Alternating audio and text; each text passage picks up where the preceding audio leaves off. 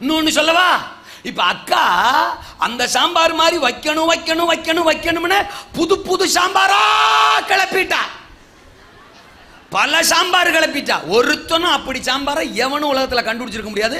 என் அக்கா அம்புடி சாம்பார் வச்சு பழகிட்டா.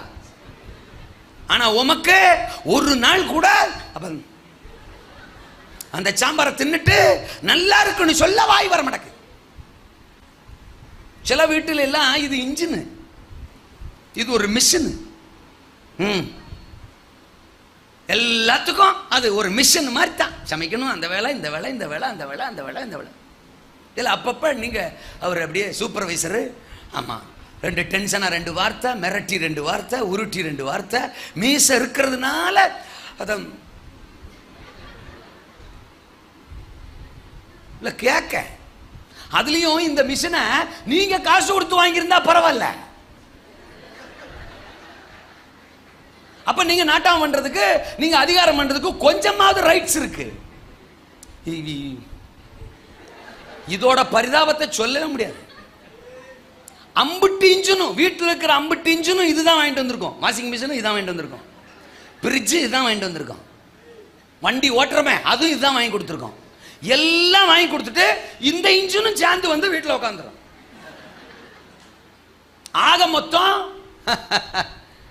அம்புட்டு அங்கிருந்தா வரணும். வாஷிங் மிஷின் அங்கிருந்தா வரணும், ரெஃப்ரிஜரேட்டர் அங்கிருந்தா வரணும். இன்னொரு கோணத்தில் சொல்லவா, ஒரு வாஷிங் மிஷின் கூட சொந்தமா வாங்க வக்கில்ல கல்யாணம்.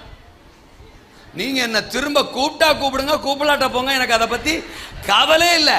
யூடியூப்ல பாக்குற ஆளுங்க என்ன கூப்பிட்டாலும் சரி கூப்பிடாலும் சரி எனக்கு அதை பத்தி கவலையே இல்லை. சத்தியம் சத்தியம். ஒரு ரெஃப்ரிஜரேட்டர், ஒரு கட்டில், ஒரு மெத்த, ஒரு பாய், ஒரு தலையணை, பாத்திரம், சமைக்கிற பாத்திரம், பாத்ரூம் கப்பு, பாத்ரூம் அது அந்த பிரஷ், பக்கெட்டு வாங்கி கொடுத்தனால சொல்றாங்க. அல்ல சொல்லுங்க அப்பா, பக்கெட்டு. ஆமேனா? நான் கேட்கிறேன், வெக்கமா இல்ல? இந்த மீசையை வச்சிருக்கிறோமே, ஏங்க நாம் ஆராதிக்கிற ஒரு கர்த்தர், நான் கிறிஸ்துவின் சாயலின்படி உண்டாக்கப்பட்டிருக்கிறேன், எனக்கு பேர் புருஷன், எனக்கு சத்தியம் இருக்கு. இதெல்லாம் தாண்டி இம்புட்டு அங்க இருந்து தான் வரணும். கடைசியில் அதுவும் மிஷின் வந்து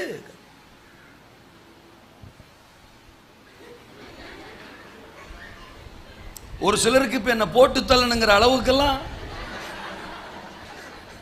பிளான் வரும். தோத்துறான் முடிச்சுட்டு இறங்கி வர்றேன். அல்ல சொல்லுங்கப்பா, உங்க ஆசை என்னவோ அதை தீர்த்துக்குங்க. தோத்துறான். ஆனா கர்த்தருடைய பெர்மிஷன் இல்லாம என்ன தொட யாராலையும் முடியாதுன்னு எனக்கு தெரியும். சேட்டா மனசுலாயோ,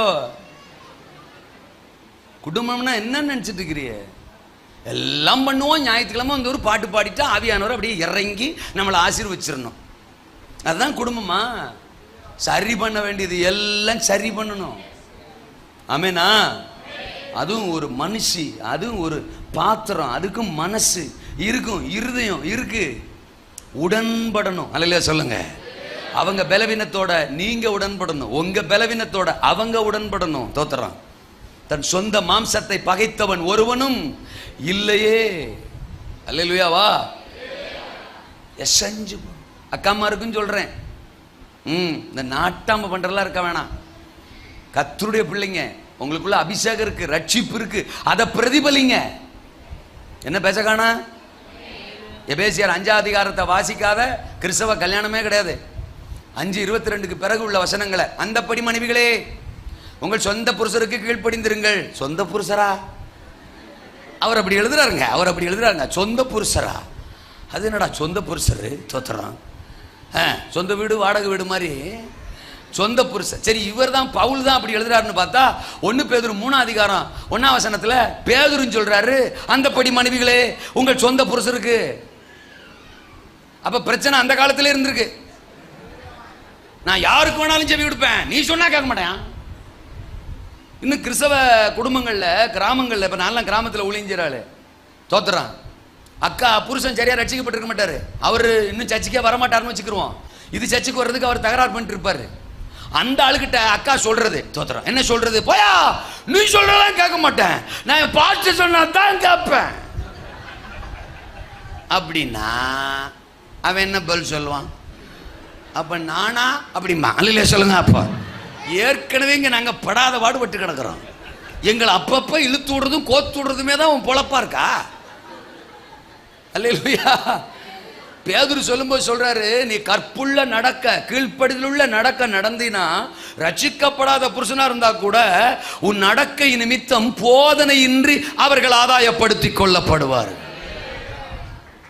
உடன்படுங்க. அல்லேலூயா சொல்லுங்க. அப்போ ரட்சிக்கப்பட்ட புருஷனோ ரட்சிக்கப்படாத புருஷனோ கர்த்தர் தந்த புருஷன், உடன்படுங்க. எனக்கு சிப்போராள் அம்மாவை ரொம்ப பிடிக்கும். சிப்போராள் அம்மா யாரு? சிப்போராள் அம்மா மோசே மனைவி. ஆண்டவர் யாத்திரா 3ஆம் அதிகாரத்தில் மோசையை கூப்பிடுறாரு, உன்னை எகிப்து தேசத்துக்கு அனுப்ப போறேன்னு. 80 வயசுல கூப்பிடுறாரு. 40 வருஷம் குடும்ப வாழ்க்கை வாழ்ந்திருக்கிறாரு சிப்போராள் அம்மா கூட. சிப்போராள் அம்மா இஸ்ரவேலிய பெண்ணு கிடையாது, ஒரு பிரதேசத்து பெண்ணு. நல்லா கவனிக்கணும். இப்போ ஆண்டவர் சந்திச்சு ஆண்டவர் பேசி வீட்டுக்கு வந்திருப்பாரு. யாரு? மோசே வீட்டுக்கு வந்திருப்பாரு. ஆடு மேய்க்க போனவர் தானே. சாயங்காலம் கொஞ்சம் லேட்டா வந்திருப்பாரு. அம்மா கேட்டிருப்பா, என்ன லேட்டு? தோத்துறான். நிறைய வீட்டுகள்ல என்ன லேட்டு, பிரச்சனை ஸ்டார்ட். தோத்துறான். என்ன லேட்டுனாலே பிரச்சனை. அப்ப என்ன லேட்டுன்னு கேட்கக்கூடான்றீங்களா? அப்படி நான் சொல்லல. என்னங்க லேட்டு அப்படிங்கிறதுக்கும் என்ன லேட்டு அப்படிங்கிறதுக்கும் வித்தியாசம் இருக்குல்ல. அதுலயும் சில அக்கா எக்ஸ்ட்ரா ஒரு பாயிண்ட் போடும், அப்படி கூடி வந்தீங்களோ சோழி முடிஞ்சிரா. தோத்துறா, சோழி முடிஞ்சிரா. இப்போ மோசேட்ட கேட்டிருப்பா, என்ன லேட்டு? மோசே சொல்றாரு, இந்த மாதிரி ஆண்டவர் வந்தாரு, முச்சடி புதர்ல நின்னாரு, கூப்பிட்டாரு, என்ன வந்து எய்த்துக்கு வர சொல்றாரு, அனுப்ப போறாராம் அப்படி. நல்லா கவனிக்கணும். இப்போ சிப்போராள் அம்மா இதை காதில் வாங்கி என்ன சொல்லி இருந்திருக்கலாம்? ஒரு 3 ஆப்ஷன் நான் சொல்றேன். ஆப்ஷன் நம்பர் 1 என்ன சொல்லியிருக்கலாம்? என்னங்க, உங்களை ஆண்டவர் கூப்பிட்டாராக்கும், உங்களை பயன்படுத்த போறாராக்கும். 40 வயசுல உங்களை பயன்படுத்தாத ஆண்டவர் 80ல் பயன்படுத்த போறாருக்கு. ஏற்கனவே தோலெல்லாம் சுருங்கி போச்சு, நடக்கிறதுக்கே இந்த பாடுபடுறீங்க, இதுக்கு பிறகு ஆண்டவர் ஒரு பயன்படுத்த போய் ஆடு மேய்க்கிற வேலையை பார்ப்பீங்களா அப்படின்னு சொல்லியிருக்கலாம். ஆப்ஷன் நம்பர் 2 என்ன சொல்லியிருந்திருக்கலாம்? முடிவு பண்ணிட்டிய போகணும்னு முடிவு பண்ணிட்டிய. என்னைக்கு என் பேச்ச கேட்டிருக்கிய? கல்யாணம் ஆகி இத்தனை வருஷத்துல ஒரு நாள் என் பேச்ச கேட்டிருக்கீங்களா? இன்னைக்கு புதுசா கேட்க போறீங்க? போங்க போங்க போங்க, வயசு ஏற்கனவே 80 ஆச்சு. இனி நீங்க இங்க இருந்தாலும் ஒண்ணுதான், நீங்க எங்க இருந்தாலும் ஒண்ணுதான், கிளம்புங்க அப்படி சொல்லியிருக்கலாம். ஆப்ஷன் நம்பர் 3 3வது என்ன சொல்லியிருக்கலாம்? அம்மா போங்க, போக வேண்டியதான், நீங்க போக வேண்டியதான். உங்க ஆண்டவர் உங்க ஜனத்தை ரட்சிக்க உங்களை கூப்பிட்டு, நீங்க போங்க. நான் என்னத்துக்கு வரணும்? நான் மீதியானிய பொண்ணு, எனக்கு எங்க அப்பா இருக்காங்க, எங்க வீடு இருக்கு, ஆடு இருக்கு, சொத்து இருக்கு, மந்த இருக்கு. நான் இங்க சோகமா இருந்துட்டு போறேன். நான் என்னத்துக்கு வந்து உங்க கூட சாகணும்? நீங்க போங்க அப்படி சொல்லி இருந்திருக்கலாம். ஆனா சிப்போராள் அம்மா ஆப்ஷன் நம்பர் 4க்கு போறா. என்ன ஆப்ஷன் நம்பர் 4? நானும் வருவேன். இங்க வரு, ஒரு ஆமேன் கூட வரமாட்டேங்குவாரு. உங்களுக்கு அடுத்த மாசம் வருமா? ஆமேன் தான். தோத்தரா, ஆண்டவர் கூப்பிட்டாரா? ஆண்டோடைய காரியமா? ஆண்டோடைய திட்டமா? செத்தாலும் பரவாயில்ல, நான் உங்க கூட. யாத்திராம 4ஆம் அதிகாரம் 20ஆம் வசனம், மோசே தன் மனைவிகளையும் பிள்ளைகளையும் கழுதையின் மேல் ஏற்றிக்கொண்டு எகிப்துக்கு திரும்பினான். நான் மட்டும் இல்ல, பிள்ளைகளும் வரும், நம்ம குடும்பமா போவோம். கையை உயர்த்தி ராமன் சொல்லுங்க.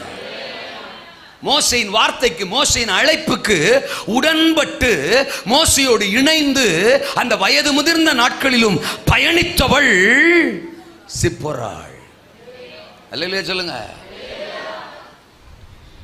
சாராளும் ஆபிரகாமோடு இணைந்து பயணித்தவள். உடன்பட்டு பயணிங்கள். கை உயர்த்தியாமே. கசப்புகளுக்கு, விரோதங்களுக்கு, கணவன் மனைவி உறவுல இடம் கொடுக்காதீங்க. கோபம் கொண்டாலும் சாயங்காலத்துக்குள்ள கோபம் தணிஞ்சிரட்டும். இல்லையா சொல்லுங்க. உடன்படுங்கள். அக்காவை கனப்படுத்துங்க, அக்காவை நேசிங்க.